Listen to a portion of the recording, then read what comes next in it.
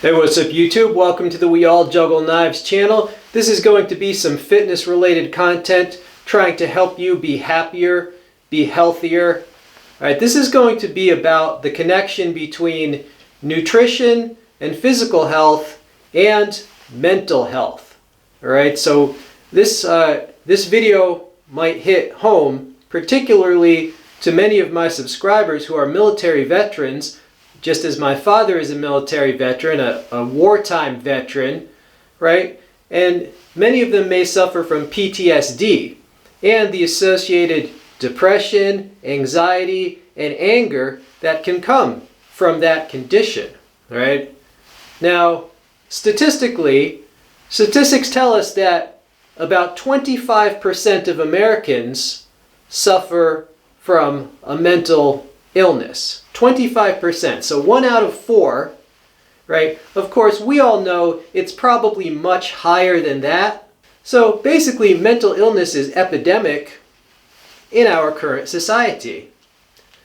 Now also, statistics tell us that about 40% of Americans suffer from obesity. Right, so we have these two serious medical conditions. Your brain is part of your body.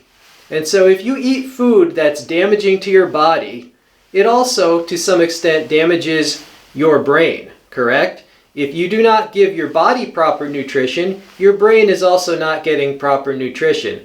So it's pretty understandable that even though nutrition and avoiding obesity, avoiding overeating is important for everyone, it is particularly important for those who suffer a mental illness, precisely because poor nutrition and obesity will make virtually any mental illness even worse.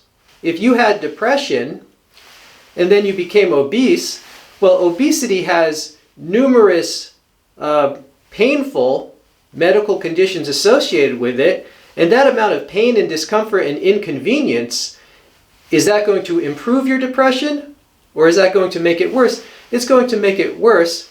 And so mental illness and poor nutrition and obesity, they become a vicious cycle.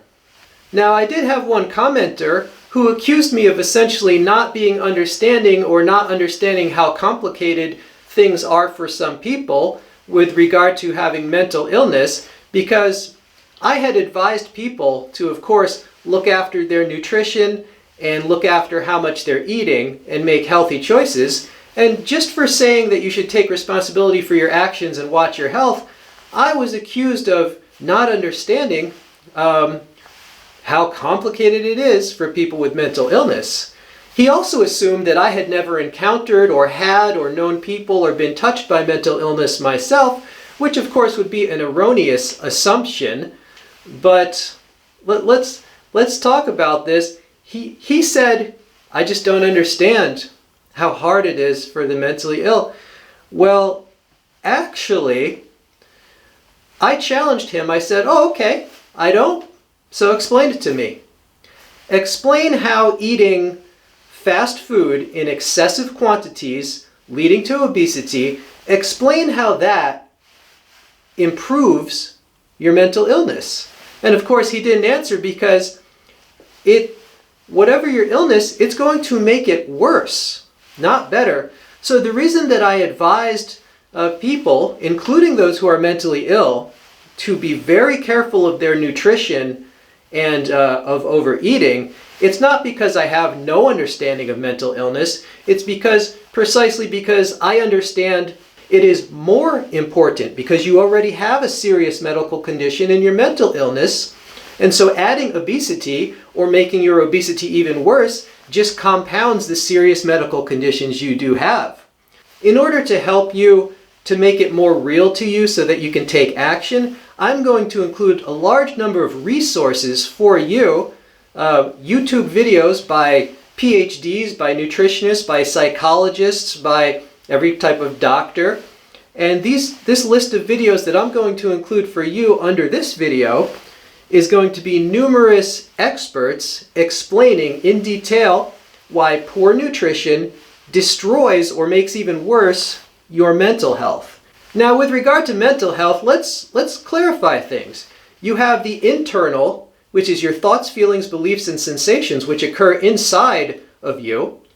And then you have the external, which would be your behaviors. Anything from eating to sleeping to fighting to whatever behaviors you engage in. So you have the internal and you have the external. So the question is, where should the intervention come? The internal or the external? Well, there is a lot of evidence to suggest that the most effective interventions and treatments address both the internal and the external simultaneously. So the most effective things you could do would be to address your thoughts and feelings and beliefs internally, but to also address your negative behavior patterns and intervene in the area of behavior.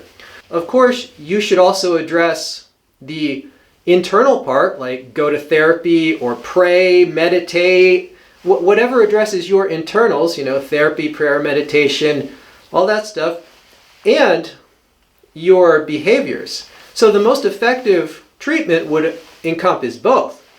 But you have people like the commenter that disagreed with me, who they will suggest that you just address the internal, but you do not address the external, because they fear change and they are addicted to overeating bad foods, harmful foods. And like any addict, they're trying to protect their addiction.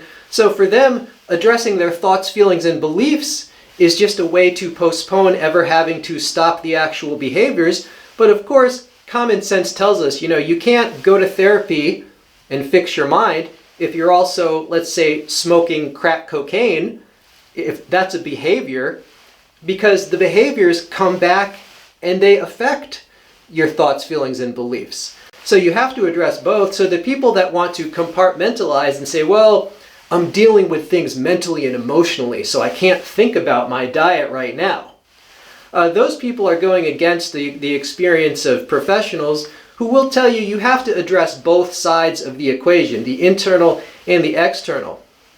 So in conclusion, if you suffer from a mental illness, you may have been taught by society or by just negative people or enablers or fellow people that are addicted to these harmful foods. You might have been taught that if you have a mental illness, it's a free pass because you're so busy dealing with your illness that you just don't have time to think about your nutrition.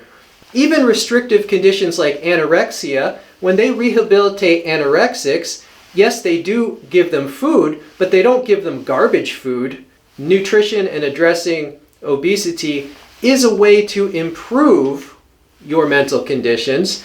It will improve your thoughts, feelings, and beliefs, because those are altered by your behaviors and the results of those behaviors. So of course, getting healthier will your physical health, that will improve your mental health, because they are completely linked and there's no getting around that. There is no avoiding that. So if you're like, oh, I'm in therapy, but I don't have to worry about nutrition, the poor nutrition and poor food choices are actually negating any benefit or a lot of the benefit that you could get from therapy or whatever other treatments you're getting. So when I suggested that people eat nutritious food, avoid bad foods, avoid fast foods, and avoid excessive quantities of food, I was addressing the behavioral part. And just to put a little more detail into this equation, why does being physically healthy improve your mental health? Many, many reasons, but if you didn't know, the more body fat you have, the more inflammation you suffer, okay? Because basically there's these chemicals called cytokines which cause inflammation, and your fat cells actually cause cytokines to basically go through your body and cause inflammation. So you'll see people suffering from obesity, they have very swollen fingers and forearms and extremities. It also causes inflammation in the brain itself, all right, which can harm your mind, right? People who engage in regular exercise, especially repetitive exercise such as walking or weightlifting, every time you repeat a physical motion, it increases the level of serotonin in your brain. Serotonin is a neurotransmitter that gives you an overall sense of wellness and well-being. In fact, if you were to drink alcohol and get a little bit of a buzz, that's actually artificially working on that same pathway, the serotonin.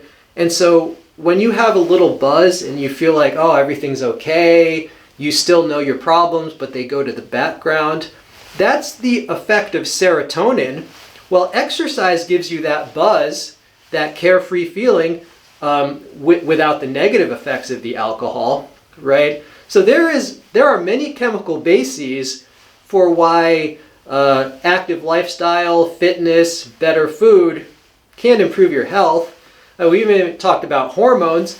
Obviously, the more body fat you have, the more estrogen is produced, and the more muscle you have, the more testosterone is produced. And there is a lot of evidence that even for both men and women, having a little more testosterone provides a lot of benefits, right? You're more vital, you're more muscular, you're more active, you're more aggressive, which for a mentally ill person will often manifest as them actually standing up for themselves as opposed to letting others victimize them, right? So you become more proactive, you have healthy, normal sexual functioning. These are all good things for those suffering from mental illness. So those are just a few of the benefits, and there's many, many more. But any way you slice it, being physically healthy will improve your mental health. All right, I hope that was helpful to you. Now, as for me, my program continues to do well. I am 47 years of age. I am 47, okay? In the past 3 years, I've lost 85 pounds of body fat, and I've added significant amounts of muscle. And now what I advocate for my own program, I engage in intermittent fasting, I engage in running, weight training, and calisthenics.